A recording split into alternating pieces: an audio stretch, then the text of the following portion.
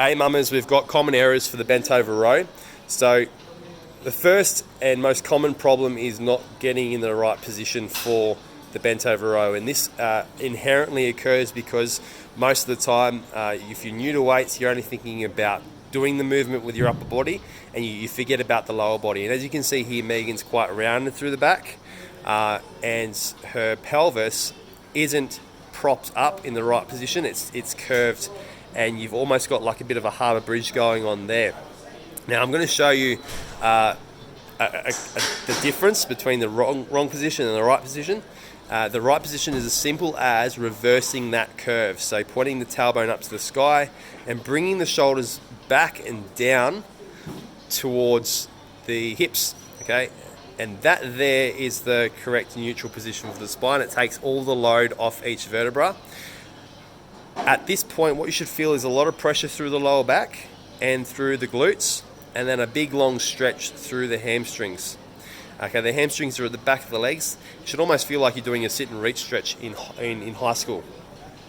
The next common error a lot of people will make is rowing through the elbows and not through the shoulders. So you can see how Megan's upper back has rounded over, okay, and if you watch the shoulder joint itself, it's tipping over itself and it's coming up towards the ears, all wrong.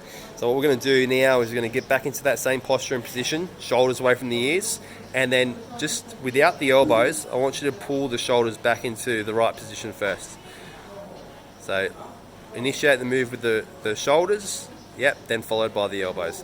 Now the move's only slight, but what you can see now is that shoulder joint is not tipping over itself. It's firmly placed in the rear of its socket, and the chest is opening up, and the movement is all in the back. Beautiful. It should be hard even without a weight.